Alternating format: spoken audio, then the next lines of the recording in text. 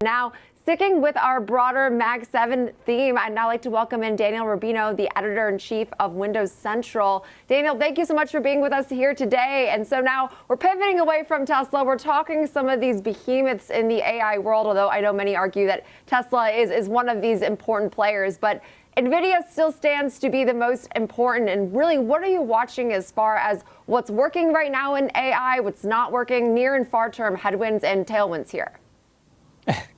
Well, that's a lot to unpack there. Thank you for having me. NVIDIA, yeah, obviously they're doing quite well at the moment, and I expect that to continue.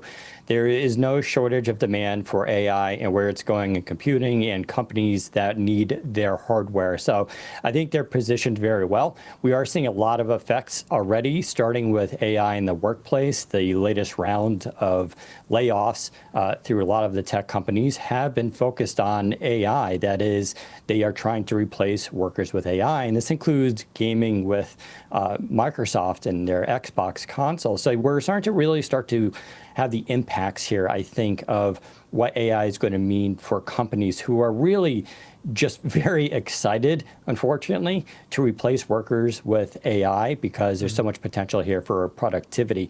NVIDIA, though, they're still the king of doing hardware. I still say there's a little bit to be concerned with the administration and tariffs. Of course, China is also a looming threat there as well. They've been able to, with DeepSeek, it looks like cheat a little bit in the sense that they don't have to require as much hardware to get the job done. And we're going to see, I think, a lot of innovation here in this space. But what may end up happening is you see a lot of small companies coming up, doing some great innovation or some breakthrough, and then quickly getting swallowed up by some of these bigger companies who are going to, absolutely need that technology. This is a race. Which country gets there first? And I don't even know where there is, but we are seeing some really big gains here in AI, especially in the PC market as well. Daniel, maybe you can set the record straight for me, because I oftentimes think about how important the NVIDIA's sort of first mover advantage has been in this space. Not only did they take advantage of this first wave, but my understanding is it's not just chips. There's a software element to this product that they're providing these hyperscalers. And whenever there's a little bit more of a complicated product that you're giving, there's probably a learning curve associated with that. So if I'm Microsoft and I'm buying all these chips, even if an AMD or a Broadcom or some unknown name, an Intel, catches up, aren't they just more likely to keep going back to what they know in the future unless there's a substantial productivity increase or cheaper offering from one of these other competitors? Yeah, no, it's a really good point. There has been, I would say, especially in the consumer market at least, a lag between the potential of AI and what is actually expected. But, this is why every company, and you bring up Microsoft, needs to be sort of almost independent of some of these bigger other companies like NVIDIA, because once you become dependent upon them, then, everybody's competing for those chips. So it's well known Microsoft has been developing their own processors internally for their servers as well as other computational needs for AI. They're also, of course, trying to distance themselves from OpenAI. They're not publicly quite saying this, but we can all read between the lines. OpenAI is going one direction, Microsoft in the other. Microsoft can't be beholden to just OpenAI, because if something changes there, something happens, their Copilot service gets really affected. So what you need to see is all these companies need to invest billions of dollars so that they can both get the hardware and software components done and be as independent as they can without relying on other companies. Because once you become reliant on them, then you have less choice in the market for pricing, and it affects everything else down the line. Okay, and so to shift gears here ever so slightly, but just focus on Samsung a bit, because they did report operating profits were down over 56% on a year-over-year basis. And I was reading all of these then read-throughs about what this means, either if it's like broader implications for the overall market, or if this just shows that, hey, Samsung is maybe not the competitor it once was. I mean, what did you read of some of those headlines we got over the morning?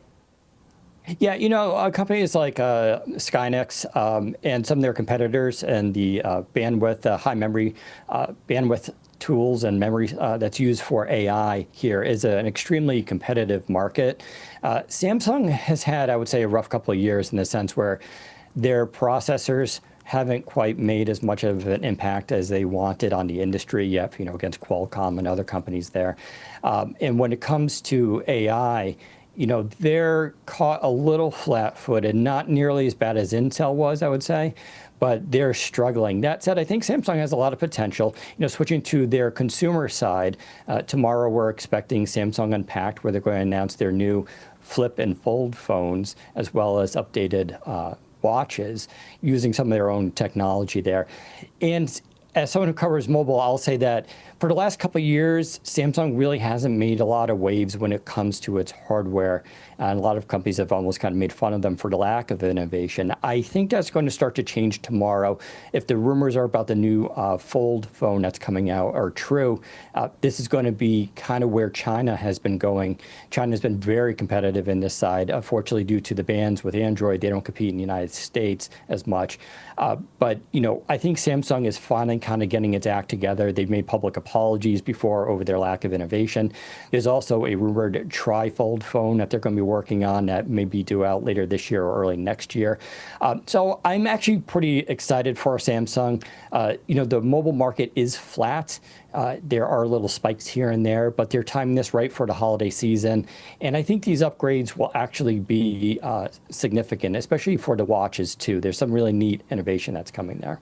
Daniel, real quick, last point. As we're starting to watch this AI race, kind of solidify and come into focus, it seems names like Apple, names like Alphabet are pulling back on the reins and trying to find the winning horse. Do you think that's a good strategy for the companies that didn't seem like they were keeping pace? Yeah, you mentioned Apple, and they're definitely in a tough position. I'm a little concerned about them. Their services are doing quite well. The new F1 movie was a huge hit for them, and there's rumors that they're going to try bid on the F1 rights next year.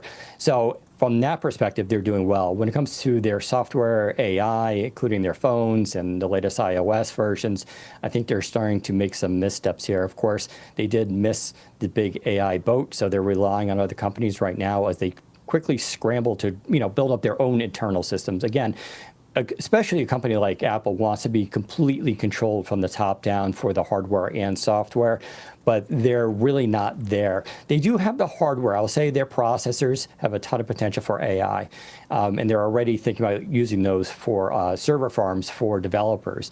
But when it comes to the software and the magic behind there, they have a lot to catch up on.